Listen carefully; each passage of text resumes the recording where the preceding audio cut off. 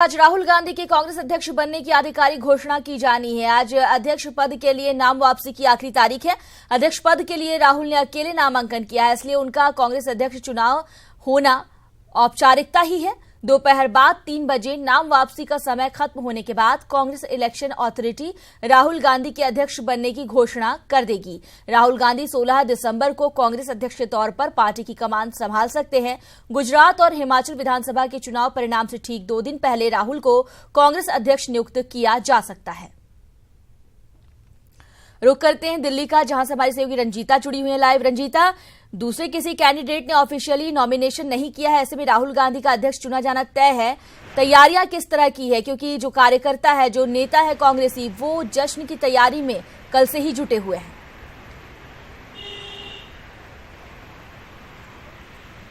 जी मोनिका, ये जश्न जो है वो राहुल गांधी के नामांकन के बाद से ही शुरू हो गया था। स्क्रूटनी के बाद ये तय हो गया था कि राहुल गांधी के अलावा और कोई दूसरा उम्मीदवार नहीं है अध्यक्ष पद की रेस में। तो कहीं ना कहीं ये पहले से साफ हो चुका था कि राहुल गांधी ही अध्यक्ष बनेंगे। हालांकि इस पर एक औपचारिक ऐलान होना है जो आज हो जाएगा। आज 3 बजे के बाद जो इलेक्शन अथॉरिटी के चेयरमैन है मुल्लापल्ली रामचंद्रन, उनकी तरफ से आज राहुल गांधी के अध्यक्ष बनने की घोषणा हो जाएगी। तो हम कह सकते हैं कि राहुल गांधी अब नए अध्यक्ष होंगे कांग्रेस पार्टी के, जिसका ऐलान आज 4 साढ़े 4 बजे के करीब हो जाएगा।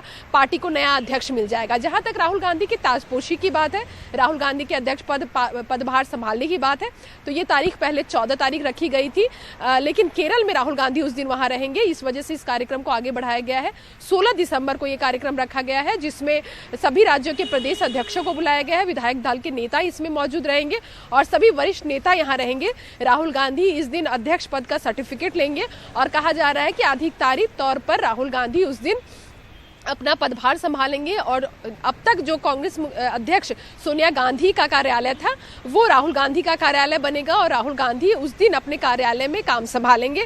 ये भी कहा जा रहा है कि कई वरिष्ठ नेताओं के साथ राहुल बैठक भी करेंगे। तो साफ तौर पर वो मौका जिसका इंतजार कांग्रेस पार्टी को लंबे समय से था, 2014 से ये मांग चल रही थी कि राहुल गांधी को अध्यक्ष बनाया जाए, लेकिन राहुल गांधी भी तैयार, हम कह सकते हैं राहुल गांधी भी इसके लिए पूरी तरह तैयार नहीं थे। पब्लिक मीटिंग भले ही करते थे, राहुल गांधी सभी बड़े फैसले लेते थे। विधानसभा चुनाव में उम्मीदवारों की नाम से लेकर सभी रैलियां करना, क्योंकि सोनिया गांधी ने भी कहीं ना कहीं स्वास्थ्य की वजह से नहीं आ रही थी। कई यात्राएं उन्होंने नहीं की, कई राज्यों में रैलियां नहीं की। तो वो एक मौका राहुल गांधी को पूरा था कि वो फ्री हैंड काम कर सके। तो उसके बाद जब पार्टी को ये लगने लगा और राहुल गांधी को भी वो कॉन्फिडेंस आने लगा कि अब वो एक इतनी बड़ी जिम्मेदारी को संभाल सकते हैं, उसके बाद ये पूरी प्रक्रिया की गई। क्योंकि चुनाव आयोग की तरफ से दिसंबर तक का समय था संगठन का चुनाव करने का, तो उससे पहले ये चुनाव करके खत्म करना था। और हम कह सकते हैं कि समय रहते कांग्रेस ने ये फैसला लिया और राहुल गांधी को आज बना रहे हैं, जब अनाउंसमेंट भी हो जाएगा। शुक्रिया इस तमाम जानकारी के लिए आपका। तो राहुल गांधी की ताजपोशी 16 दिसंबर को तय की गई है। ये कहा जा रहा है कि गुजरात और हिमाचल के जो परिणाम आएंगे, उसके ठीक 2 दिन पहले राहुल गांधी कांग्रेस के अध्यक्ष के तौर पर जाने जाएंगे। यूपी सरकार नारी सुरक्षा सप्ताह के तहत पुलिस छात्राओं को न्याय का भरोसा दिला रही है, लेकिन हमीरपुर में दबंग शोहदों से परेशान कक्षा 8 की छात्रा बीते 1 माह से स्कूल नहीं जा रही। छात्रा का आरोप है कि स्कूल आते जाते समय दबंग शोहदे उसे परेशान करते हैं, जिसकी पीड़ित छात्रा ने कोतवाली में लिखित तहरीर दी, लेकिन कोई कार्रवाई नहीं हुई। वहीं छात्रा का आरोप यह भी है कि दबंग युवक असलहे से जान से मारने की धमकियां दे रहा है। मामला हमीरपुर जनपद के राठ कोतवाली क्षेत्र के कस्बे का है। और कॉलेज जाते थे तो वो धमकाते थे और कहते थे कि हम जब आएंगे तो देख लेंगे तुम्हारे घर पे। अभी भी धमकी देते हैं वो। हाँ।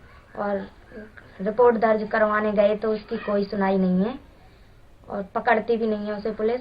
2-3 लड़के हैं जो छेड़खानी करते हैं हमारे साथ। देते हैं कट्टा और आती हैं गेट में, घर पे आती हैं और गेट में लात मारती हैं, कट्टा भी चलाती हैं। रात को कट्टा भी चलाती हैं। अब बोलो हम रिपोर्ट दर्ज करे आई, कोतवाली में दे आए, अब कुछ सुनाई नहीं है। 2 दिन पुलिस आई, 2 दिन के बाद बंद है पुलिस। अच्छा, आपकी बेटी को रोज धमकाते हैं? रोज धमकाते हैं, जब कॉलेज जाती है जब भी धमकाते हैं। आपकी बेटी ने स्कूल जाना कब से 1 महीना हो गए नहीं बड़ी खबर मिर्जापुर से, जहां पर रफ्तार का कहर टूटा। भीषण सड़क हादसे में 10 लोगों की मौत हो गई और हादसे में 6 लोग गंभीर रूप से घायल हुए हैं। मड़िहान थाना क्षेत्र के कृषि विज्ञान केंद्र के पास ये हादसा हुआ है, जहां ट्रैक्टर और ट्रक की टक्कर में 10 लोगों की मौत हो गई है। 6 लोग जख्मी हैं, जिन्हें अस्पताल में भर्ती करवाया गया है और इन लोगों की हालत भी गंभीर बनी हुई है।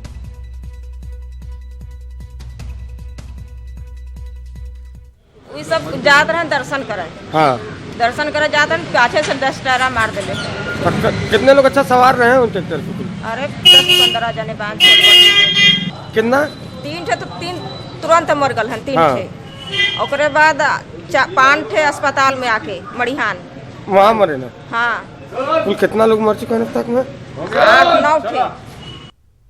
राजधानी लखनऊ के सरोजनी नगर इलाके में ब्लड कैंसर पीड़ित नाबालिग लड़की से गैंगरेप की वारदात को अंजाम दिया गया। पीड़ित लड़की पिछले 6 सालों से ब्लड कैंसर जैसी जानलेवा बीमारी से जूझ रही है। पीड़िता के अनुसार वो बाजार के लिए घर से निकली थी, जहां रास्ते में पड़ोस का एक शुभम नाम के युवक ने उसे लिफ्ट देने के बहाने बाइक पर बिठा लिया और नटकूर जंगल में ले जाकर उसके साथ वहां पर उसके दोस्त जहां पहले से मौजूद थे, इन तमाम लोगों ने इसके साथ गैंगरेप किया। लेकिन यही नहीं, मदद की आस में पीड़ित लड़की ने जब रात के वक्त रोड पर एक बुलेट सवार से मदद मांगी तो उसने भी नाबालिग से दुराचार कर उसे वहीं छोड़ दिया। आपको बता दें कि मुख्य आरोपी शुभम का पीड़िता के घर आना जाना था, लिहाजा वो भरोसा करके आरोपी की बाइक पर सवार हो गई थी। परिजनों की शिकायत पर पुलिस ने सुबह 4 बजे किशोरी को बरामद किया। फिलहाल पुलिस ने बुलेट सवार को गिरफ्तार कर लिया है।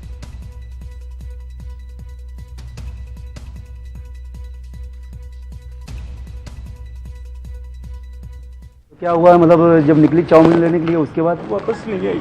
वापस कब बजे घटना है? ये 5 बजे की है। तो आपको कैसे पता चला? तो यार थाने से, जब थाने में मतलब जो है थाने से कब बजे फोन गया? अब भैया हमको लगता हम थाने से फोन क्या घर पे भी पहुंच गए थे। हम 2 बजे आए हैं। दिन में कि रात? रात में 2 बजे हम ढूंढ रहे थे, हमको मतलब जो पता नहीं। तो आपने थाने पर नहीं खबर की? अरे भैया, आदमी सबसे पहले अपनी इज्जत ढक के रखता है भाई, कहीं भटक गई हो, क्योंकि कैंसर के इलाज के बाद में कभी कभी इसके दिमाग गर्म हो जाता था। सर, ये बच्ची से गैंगरेप की घटना हुई है, क्या हुआ है, किस तरीके से घटना को अंजाम दिया गया? ये थाना सरोजनी नगर के अंतर्गत बच्ची जो है अपने घर से जा रही थी चाउमीन खरीदने के लिए, बाजार गई हुई थी। तो वहां से उसका पूर्व परिचित व्यक्ति था जो उसको किसी अनजान जगह पर ले गया और इसने वहां पे गलत घटना की। करने के बाद वो रास्ते में छोड़ दिया था।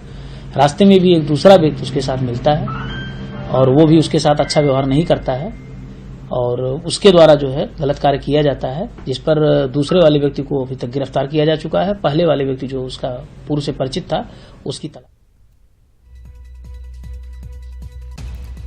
तो जिस तरह से ये घटना घटी है उसके बाद अब यहाँ पर खुद को महिलाएं सुरक्षित महसूस नहीं कर रही। ये कहा जा रहा है कि राजधानी में अगर इस तरह के जघन्य अपराध को अंजाम दिया जा सकता है तो बाकी इलाकों का अंदाजा लगाया जा सकता है।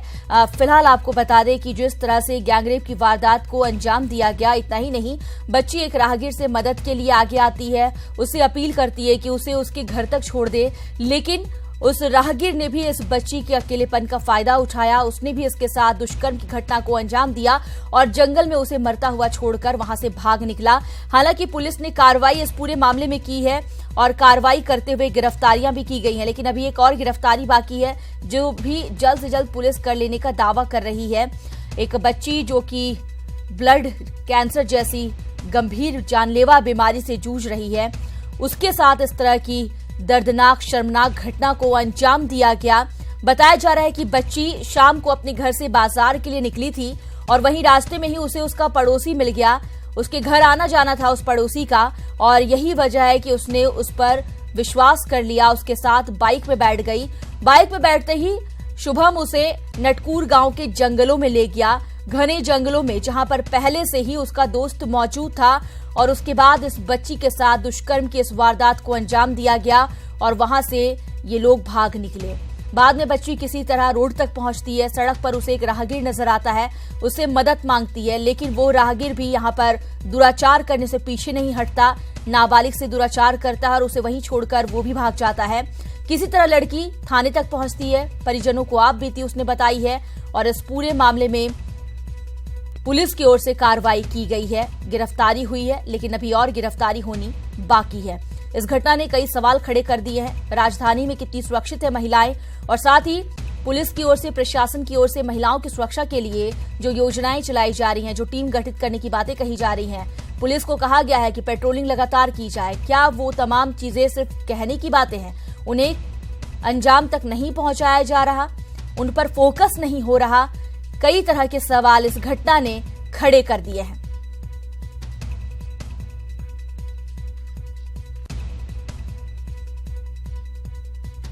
हमारे साथ हमारे सहयोगी मोहम्मद शबाब लाइव जुड़ गए हैं। शबाब, इस घटना ने एक बात तो जो हम सुबह से ही कह रहे हैं कि साबित कर दी कि राजधानी में महिलाएं सुरक्षित नहीं, और यहां पर अब महिलाओं को दिन के उजाले में भी घूमने में डर लगेगा। बिल्कुल मोनिका, इस बात में कोई दो राय नहीं। कहीं ना कहीं महिलाओं की सुरक्षा पर बड़ा गंभीर सवाल खड़ा हुआ है, और दूसरा बड़ा सवाल इंसानियत पर भी खड़ा हुआ है कि आखिरकार एक दोस्त इस हद तक गुजर सकता है जिस पर यह लड़की सबसे ज्यादा भरोसा करती थी, वो उसके साथ इस तरह की हरकत कर सकता है। उसके बाद जिस महिला ने जिस व्यक्ति से मदद मांगी, उसने भी उसके साथ रेप किया। मामला बहुत ज्यादा शर्मसार है। घटना बताते समय मेरे रोंगटे खड़े हो जा रहे हैं। तो सोचिए उस महिला के साथ वो जो घटना घटी है उस पर क्या बीती होगी। कल की ये घटना है, तकरीबन दोपहर में 3:30-4 बजे के आसपास ये महिला जो है वो अपने घर से सब्जी लेने बाजार गई थी। सरोजनी नगर इलाका लगता है लखनऊ का, थोड़ा सा आउटर है, मतलब बिल्कुल बीचों बीच शहर में नहीं है, लेकिन शहर से सटा हुआ इलाका है, बिल्कुल शहर में ही आता है। स्वाति सिंह कैबिनेट मंत्री हैं, वो इस इलाके की विधायक हैं, उनका ये विधायकी का इलाका है, तो इसलिए सवाल और गंभीर खड़े हो जाते हैं क्योंकि स्वाति सिंह ने महिलाओं के उत्थान के लिए बहुत ज्यादा काम किए हैं। बसपा के पूर्व नेता नसीमुद्दीन सिद्दीकी के खिलाफ महिलाओं पर बयानबाजी को लेकर के ही बड़ा घमासान मचा था, जिसके बाद स्वाति सिंह बड़ी इमेज के साथ उभरी थी। लिहाजा उनसे सवाल जरूर होने चाहिए कि उनके इलाके में महिलाएं कितनी सुरक्षित हैं। और दूसरी बात यह है कि महिला जब अपने घर तक बहुत देर तक नहीं पहुंची, शाम तक नहीं पहुंची, तो घर वालों ने जब ढूंढैया शुरू की उस महिला की, जब उसे ढूंढना शुरू किया तो उसका कहीं पता नहीं चला। महिला किसी तरह रात में 11 से 12 के बीच थाने पहुंची है, जहां पर उसने अपने बयान दर्ज कराए हैं। महिला ने जो बताया है उसके मुताबिक शुभम नाम का लड़का था, जो उस महिला को बाजार में मिला था। उस लड़की को उसने ये कहा कि उसके मोबाइल में कुछ ऐसा है जो उसे दिखाना चाहता है, लिहाजा वो बाइक पर उसकी बैठ जाए। वो लड़की उस पर भरोसा करती थी, लिहाजा वो बाइक पर बैठ गई। 2 लोग उसे लेकर अपने साथ गए हैं। बताया जा रहा है कि सुनसान जगह पर उस लड़की के साथ गैंगरेप किया गया। बुरी हालत में उस लड़की को वहीं पर छोड़कर वो सब भाग निकले। इसके बाद लड़की किसी तरह रोती बिलखती घिसटती हुई सड़क पर पहुंची। शबाब, ये बताइए कि इस पूरे मामले में पुलिस की कार्रवाई कहां तक पहुंची है? गिरफ्तारी हुई है? जो राहगीर है उसे तो गिरफ्त में ले लिया पुलिस ने, अभी और भी गिरफ्तारियां होनी है। देखिए, कुल 3 लोग बताए जा रहे हैं। राहगीर को पहले गिरफ्तार कर लिया गया था, शुभम को भी गिरफ्तार कर लिया गया है, एक और अभी गिरफ्तारी बची है जिसकी गिरफ्तारी होनी है।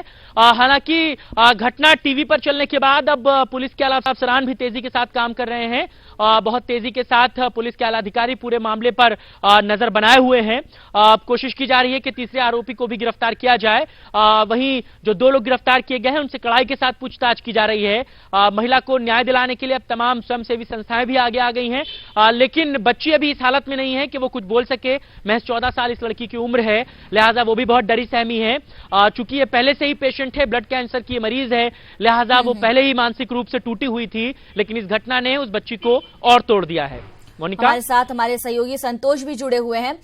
संतोष, इस घटना के बाद अब सबसे अहम जो सवाल पुलिस के सामने हो या समाज के सामने जो एक सवाल खड़ा हो गया है कि महिलाएं खुद को सुरक्षित महसूस नहीं कर रही, ऐसे में बहुत जरूरी हो जाता है कि खुद को महिलाएं सुरक्षित महसूस करें, इसके लिए कुछ ठोस कदम उठाए जाए। क्या कहा जा रहा है? पुलिस प्रशासन की ओर से टीम गठित करने की बात हुई थी, लेकिन वो भी आज तक नहीं हो पाया। पेट्रोलिंग करने की बातें की जाती है, लेकिन इस घटना ने यह भी साबित कर दिया कि पुलिस रात को पेट्रोलिंग भी नहीं कर रही। देखिए, सबसे पहले तो ये घटना के बारे में बता दूं कि ये घटना एक नाबालिग बच्ची के साथ 12 से 13 साल की मासूम बच्ची के साथ हुई है। ठीक, उसके परिचित युवक उसको झांसे में ले गया, उसने अपने दोस्त के साथ उस बच्ची के साथ गैंगरेप किया। उसके बाद जिस राहगीर से उसे मदद की उम्मीद थी, उसने भी उसके साथ दुराचार किया। इस पूरे मामले में 2 लोग गिरफ्तार हुए। रही बात पुलिसिंग की, तो जाहिर सी बात है कि जिस डायल 100 के दम पर सरकार दावे करती है कि गांव से लेकर शहर तक हर जगह पर डायल 100 रात में गश्त करती है, तो दावे खोखले हुए, क्योंकि ये लड़की सरोजी नगर के थाना क्षेत्र में नटकुर गांव में देर रात 1:30 से 2:30 के बीच में भटकती रही, इसको मदद नहीं मिली। अगर कहीं पर पुलिस की गाड़ी, डायल 100 की गाड़ी गश्त करते मिलती होती तो शायद इसकी बच्ची की आबरू बच सकती थी। सबसे ताज्जुब की बात कि बच्ची खुद ब्लड कैंसर से जूझ रही है। 2011 से लगातार इसके पिताजी इसका इलाज करा रहे हैं। 3 बहनें हैं ये। सबसे बड़ी बात कि इंसानियत मर गई है। समाज के अंदर जो पतन आया है कि एक 14 साल की मासूम बच्ची के साथ वो व्यक्ति दुराचार करता है जो उसके पिता की उम्र का है। 45 से 50 साल का ये शख्स जो पिता की उम्र का है, जिससे तो उस लड़की ने मदद की गुहार लगाई थी, उस लड़की के साथ, उस मासूम बच्ची के साथ उस अधेड़ व्यक्ति ने दुराचार के कानून की नजरों में जघन्य अपराध जरूर है, लेकिन समाज के ऊपर भी ये तमाचा है, कलंक है। जी बिल्कुल, इस पर अब विचार करना होगा क्योंकि इस तरह की घटनाएं ये मजबूर कर देती हैं सोचने में कि आखिर हमारे समाज किस ओर जा रहा है। शबाब, डायल 100 की बात हो रही है, पेट्रोलिंग की बात हो रही है, लेकिन ये खबरें भी बार बार आती रहती हैं कि जब डायल 100 किया जाता है तो या नंबर बिजी होता है या उस पर रिस्पांस नहीं किया जाता है, और यही वजह है कि इस तरह की घटनाएं लगातार हो रही हैं। पुलिस का रवैया बेहद सुस्त नजर आता है। हालांकि इस मामले की अगर हम बात कर ले तो पुलिस ने यहां तत्परता जरूर दिखाई, लेकिन इस तरह की घटनाओं को रोकने के लिए भी सख्त कदम उठाने की जरूरत है। बिल्कुल मोनिका, देखिए इस बात में कोई दो राय नहीं कि डायल 100 पर जब फोन किए जाते हैं तो ज्यादातर फोन बिजी आते हैं और लोगों को बहुत मुश्किल होती है किसी भी तरीके से बात कर पाने में, अपनी मजबूरी बता देने में। दूसरी बात है पुलिस की गश्ती, जो बात आपने कही वो कहीं ना कहीं बहुत ज्यादा शिथिल रवैये पर है। पुलिस प्रॉपरली वर्क नहीं करती। जो डायल 100 के जो वाहन है जो गश्ती के लिए लगाए जाते हैं वो किसी एक चौराहे पर खड़े हो जाते हैं और पूरी रात जो उन्हें सर्च अभियान चलाना चाहिए, पूरी रात जो उन्हें गश्त करनी चाहिए वो होती नहीं। किसी एक चौराहे पर होके पुलिस के वो कर्मचारी अपनी ड्यूटी बजाते हैं और उसके बाद सुबह ड्यूटी से निकल लेते हैं। तो कहीं ना कहीं इसका पूरा फायदा जो चोर उचक्के हैं, जो इस तरीके के लोग हैं वो उठाते हैं। इस बच्ची के साथ जघन्य अपराध हुआ है और उसके पीछे जितना जिम्मेदार समाज है उतनी जिम्मेदार पुलिस की व्यवस्थाएं भी हैं कि कहीं ना कहीं पुलिस वालों की जो जिम्मेदारी थी वो उन्होंने नहीं निभाई। उस इलाके में गश्त होनी चाहिए थी, उस इलाके में पुलिस वालों की एक कम से कम एक वाहन तो वहां से गुजरना चाहिए था जब वो बच्ची वहां पर तड़प रही थी, जो उसने दूसरों से मदद मांगी। शायद अगर पुलिस वाले उधर से गुजरते होते तो वो उनसे मदद मांगती, लेकिन कहीं ना कहीं पुलिस के इस रवैये ने तमाचा मारा है। कहीं ना कहीं पुलिस के इस धर्रे ने सवाल पैदा किए हैं कि कानून व्यवस्था को सुधारने की जो बड़ी बड़ी वकालतें की जाती हैं, जो पुलिस वालों के बेहतर रवैये की जो बड़ी बड़ी बातें की जाती हैं वो जमीन पर कहीं नहीं है। ये बात यकीन मान लीजिए। एक लड़की गैंगरेप से पीड़ित सड़क पर तड़पती रहती है, एक बार नहीं 2-2 बार उसके साथ गैंगरेप होता है, वो मदद की गुहार लगाती रहती है लेकिन उसके पास कोई नहीं पहुंचता। कहीं ना कहीं ये सवाल पुलिस या व्यवस्था के ऊपर एक तमाचा है, उन्हें आईना दिखाता है कि आपकी व्यवस्थाएं जमीन पर कैसी हैं आप देखिए। और पुलिस के बड़े मातहतों को ये नीचे के पुलिस वालों से पूछना चाहिए, उस पूरे इलाके के छोटे कांस्टेबल से लेकर के होमगार्ड के एक कर्मचारी से भी पूछना चाहिए कि उस वक्त आप कहां थे, जिनकी ड्यूटी वहां पर लगती है वो पेट्रोलिंग क्या कर रहे थे, अगर कर रहे थे तो कहां थे, अगर वहां नहीं थे तो किस जगह पर थे। ये सवाल ऐसे हैं जो पुलिस वालों के पास जवाब नहीं है। मोनिका, ये घटना घटी है, अभी सब आनन फानन में है, बहुत तेजी के साथ सब काम कर रहे हैं। घटना को 2 दिन बीतने दीजिए, उसके बाद पुलिस वाले उसी ढर्रे पर नजर आएंगे। किसी को कोई मतलब नहीं। आप थाने के चक्कर लगाते रहिए, आप अपनी मदद की गुहार लगाते रहिए, कोई नहीं सुनेगा। घटना की वजह है कि इस तरह की घटनाएं कम नहीं हो रही, अंकुश नहीं लग पा रहा। शबाब, शुक्रिया इस तमाम जानकारी के लिए। संतोष, आपका भी बहुत बहुत शुक्रिया इस तमाम जानकारी के लिए। तो वाकई इस तरह की घटनाओं ने यह साबित कर दिया है कि भले ही पुलिस प्रशासन की ओर से कितना भी कहा जाए कि महिलाएं खुद को सुरक्षित महसूस करें, लेकिन ये चीजें नजर नहीं आती हैं। पुलिस ना तो सही तरीके से पेट्रोलिंग करती नजर आती है, डायल 100 की बातें कही जाती है, लेकिन आमतौर पर ये शिकायतें मिलती रहती हैं कि जब उन नंबरों पर भी फोन किया जाता है तो वो या तो बिजी होते हैं या उस पर रिस्पांस नहीं किया जाता। इस पूरे मामले ने एक बार फिर से महिलाओं की सुरक्षा पर बड़े और गंभीर सवाल खड़े किए हैं।